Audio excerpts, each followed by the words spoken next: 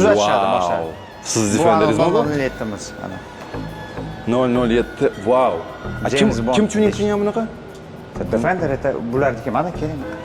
Bu original, men uni tuning qilmaganman. Bu o'zi O'sha James Bond yurgan James Bond mashina. mana Defender 007. Wow. Просто bu mashinalar yo'q. Bu adashmasam shu yerdagi Dubai lokallarning eng yoqtirgan mashinasi Defender. Haqiqatan ham недорожник. Обычный Defender, bizda 007. 007 niki. Wow. Bosing knopkani. Ovozlari ham qilingan mana.